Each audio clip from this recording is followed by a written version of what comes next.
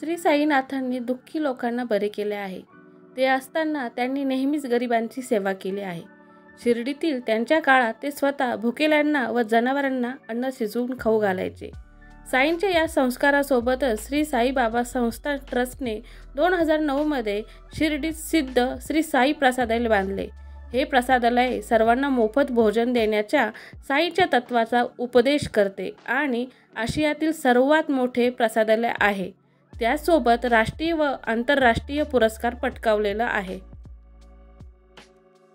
सलाम नमस्ते, मी आहे अशोक बस्ते. आज मी आलो शिर्डीला. शिर्डी येथे आत्ताच साईबाबांचं दर्शन घेतले आणि आता आतमध्ये जाऊन श्री साई प्रसादालय बघूया. चला. प्रसादालयात दिले जाणारे भोजन साईनाथाचा प्रसाद मानला जातो. हे जेवण आधी साईंना आणि नंतर समर्थकांना अर्पण केले जाते. जेवणात डाळ, चपाती, भात, 2 प्रकारच्या भाज्या आणि गोड पदार्थ असतो. हे सर्व भाविकांना मोफत दिले जाते. याशिवाय जेवणाची गुणवत्ता आणि स्वच्छतेची मुख्यतः काळजी घेतली जाते. 11,550 चौरस मीटर क्षेत्रफळ असलेला एक मोठा डायनिंग हॉल आहे, जो शिर्डी पोलीस स्टेशनच्या मागे आहे. 3,500 भाविकांच्या आसन क्षमतेसह तळमजल्यावर भव्य रिंगण उभारण्यात आलेले आहे.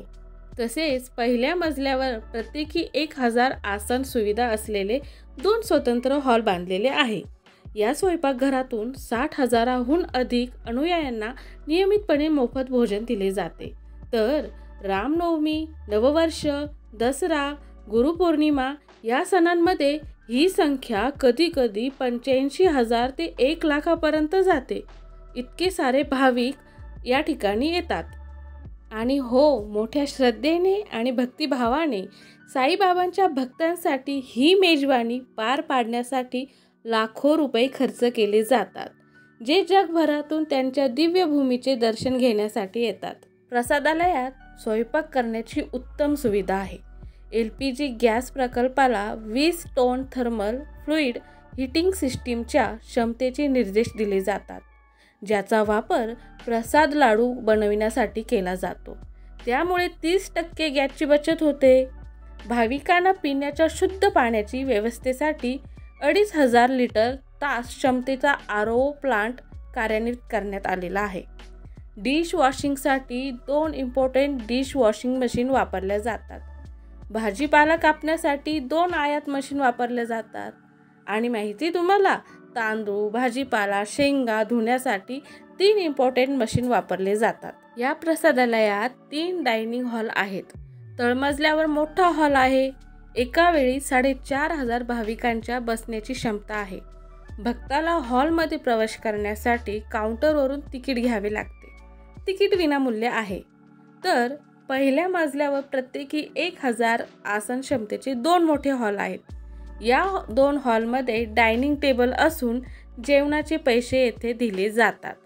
तळमजल्यावर तिकीट काउंटरवर तिकीट उपलब्ध आहे.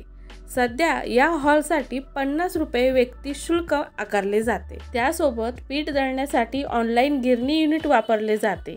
भात शिजवण्यासाठी स्टीम कुकरचा वापर केला जातो. मैदा, मसाले, हळद, धनेपूड इत्यादींची तयार साहित्य वापरले जाते. त्यासोबत कोल्ड स्टोरेज सुविधा भाज्या आणि कोरड्या पदार्थासाठी उपलब्ध आहे. चपाती बनवण्यासाठी तर यंत्र देखील वापरले जाते. आता आपण जाऊया पुन्हा साईबाबाच्या दर्शनाला. साईबाबा एक भारतीय अवलिया फकीर होते.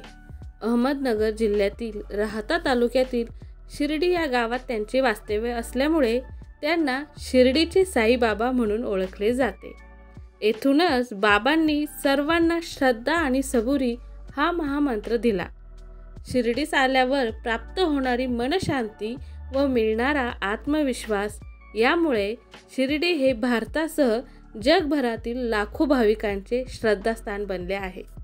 श्री साई चरित्र ग्रंथातील अध्याय 4 अनुसार श्री साईबाबांचा जन्म, त्यांचे मातापिता, त्यांचा धर्म, जात आणि पंथ याबाबत कोणतीच माहिती अधिकृतपणे मिळू शकत नाही. भक्तांसाठी श्री साईबाबा एका तरुणाच्या रूपात शिर्डीला निंबाखाली प्रकट झाले. श्री साईबाबा शिर्डीमध्ये एका पडीक मशिदीत राहत, ज्याला द्वारकामाई असे आपण म्हणतो. ते नित्य पांढऱ्या रंगाची मांजरपाटाची कफनी परिधान करत. ते डोक्यालाही पांढरे फडके बांधायचे. अनेक वर्ष तरटाचा तुकडा हे त्यांचे आसन होते. साईबाबा आपला डावा हात लाकडी कठाड्यावर ठेवून दक्षिणेकडे तोंड करून धुनीजवळ बसत. हळूहळू त्यांची महती लोकांच्या लक्षात आली. साईबाबांच्या भक्तांना त्यांचे ईश्वरी प्रेम आणि वरदान प्रत्यक्ष प्राप्त होत असे. बाबा भक्तांना आपला ईश्वर आराधनेचा मार्ग बदलून देत नसत. साई या शब्दाचा अर्थ मालक असा आहे. साईबाबांसाठी हिंदू, मुसलमान व सर्वच लोक समान आहे हो. त्यांनी धर्मनिरपेक्षतेची शिकवण दिली. अल्ला मालिक, श्रद्धा आणि सबुरी हे साईंचे बोल होते. 15 ऑक्टोबर 1918 रोजी दसऱ्याच्या दिवशी श्री साईबाबांनी शिर्डीत महासमाधी घेतली. बाबांच्या कृपेने आजही भक्तांना अनुभव येतो. त्यामुळे बाबाप्रती भक्तांची निष्ठा व सबुरी निर्माण होते.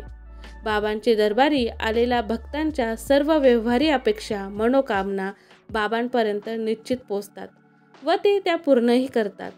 कोणीही बाबांच्या दरबारातून रिकाम्या हाताने परत जात नाही, अशी सर्वसामान्य भाविकाची दृढ श्रद्धा आहे.